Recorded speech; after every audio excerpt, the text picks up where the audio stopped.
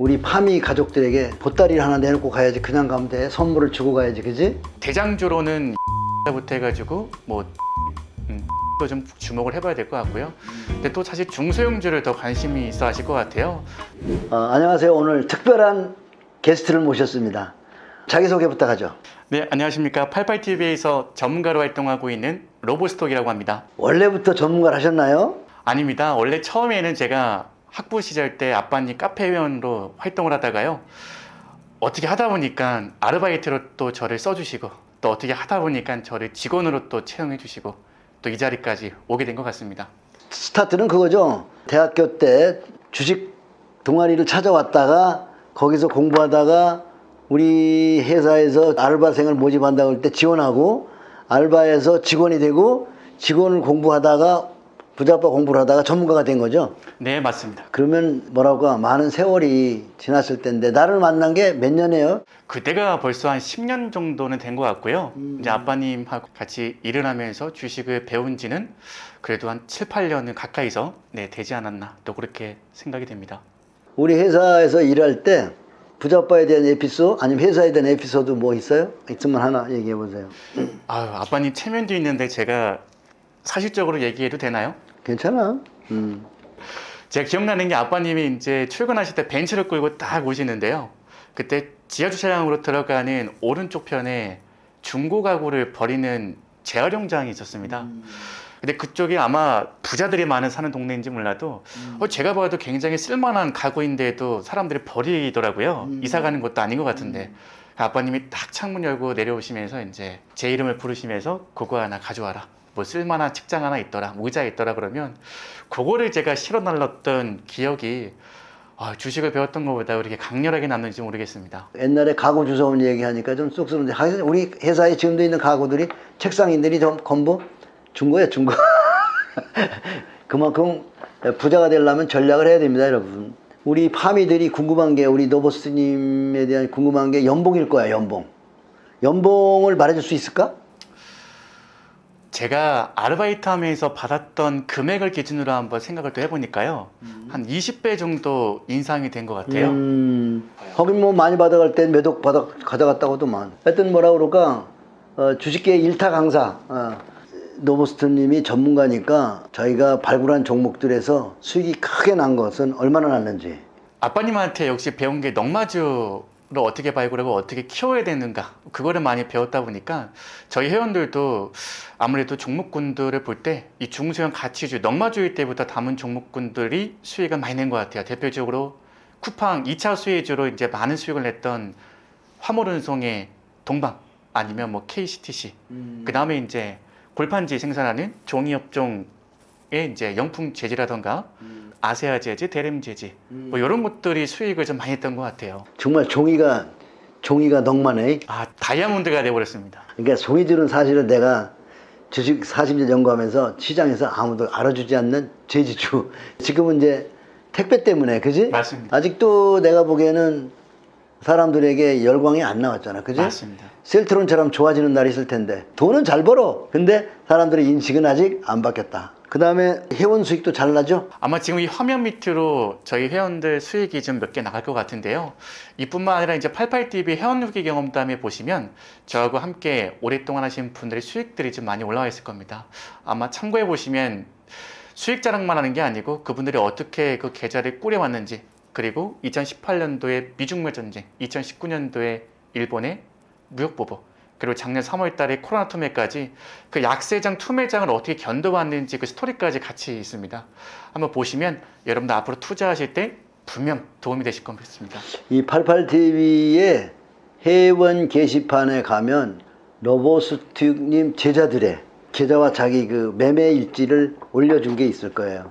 그걸 보시면 여러분들이 도움이 될 거고요. 연세 많은 분들, 내가 컨닝거 하라고 그랬죠. 연세 많은 분들은 지금 공부해가지고 자네처럼 10년 공부하면 연세 많은 분들은 지금 나같이 70대에 와서 공부하면 80대 되면 그때 그런 분들은 어떻게 해야 돼? 수익 내고 있는 고수들 찾고 컨닝고 하면 되죠. 컨닝고에 바로 가는 거니까. 그죠? 자, 그러면 주식할 때 이것만 지켜야 된다는 거. 너무 또 재미없는 답변을 또 해야 될 것 같은데요.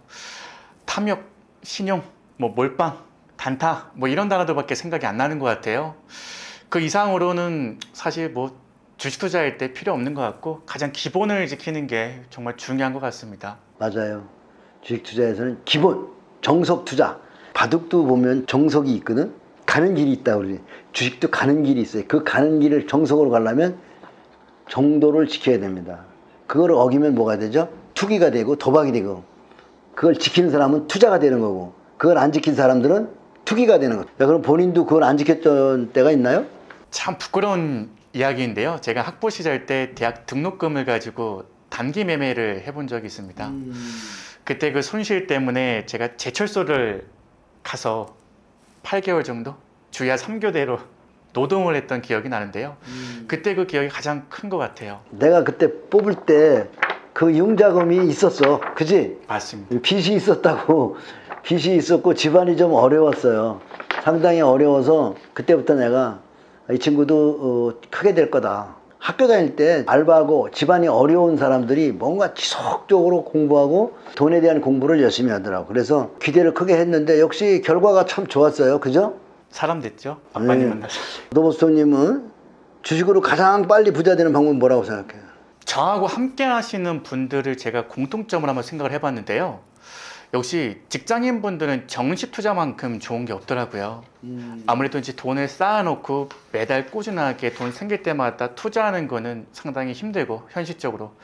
그래서 정식으로 꾸준하게 투자하고 결국 오른 추세를 타고 꾸준하게 투자하는 것만이 직장인 분들이 현실적으로 성공할 수 있는 유일한 길이 아닌가, 저는 그렇게 생각합니다. 그러면 적립식으로 성공한 사례가 있겠네? 제가 2018년도 2월 달에 정식 특강을 진행했을 때 공개했던 네 종목이 있는데요. 뭐 지금은 주가가 좀 올라와서 공개를 해도 될 것 같아요. 네, 첫 번째 종목이 SKC입니다. 근데 두 번째 종목이 지금 또 대선 관련 테마로 엮여 있는 서한이고요. 또 세 번째 종목이 이름이 한번 바뀌었는데 그 당시 이름은 전파 기지국이었습니다. 지금은 에어러버인가 그걸로 그렇지. 바뀌었더라고요. 이름이 어렵더라. 네, 바뀌었습니다. 그리고 마지막으로 이제 교육 관련주 대교 우비를 제가 그때 정식으로 추천을 드렸었는데 SKC 같은 경우는 추천한 당시 매수 평균 단가를 계산해 보니까 한 300%까지도 수익을 내고 있더라고요. 근데 사실 그 종목이 5만 원 넘어가기 전까지는 1년 동안 박스권에서 들락날락하면서 고생을 많이 시켰던 종목입니다. 근데 그때는 사실 직장인 분들은 둘도 없는 기회죠. 찬스죠. 그렇지. 아빠 게스트로 출연하느라고 멀리서 왔는데 우리 파미 가족들에게 보따리를 하나 내놓고 가야지. 그냥 가면 돼. 선물을 주고 가야지. 그지? 선물 하나 내놔 보라고. 저는 개인적으로 건설 경기 관련주를 좀 주목을 해보고 싶어요. 뭐 대장주로는 현대건설부터 해가지고 뭐 대림도 좀 주목을 해봐야 될 것 같고요.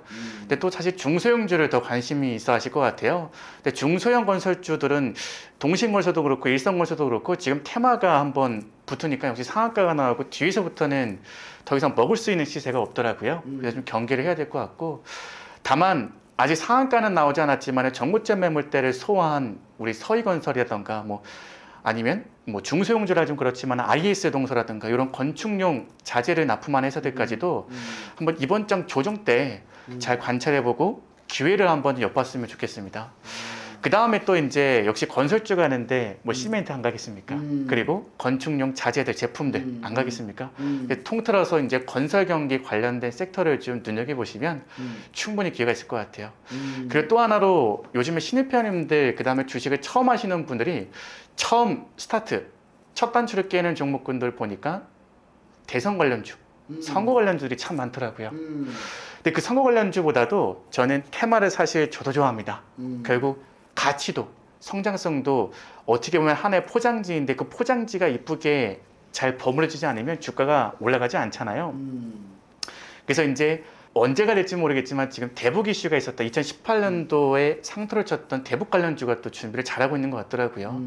또 사실 북한에 지금 당장 필요한 게 반도체 공장이겠습니까? 배터리 공장이겠습니까? 아닙니다. 도로 깎고 건물을 올리고 다 이런 SOC에 관련된 종목군들 회사들이 많이 필요하거든요.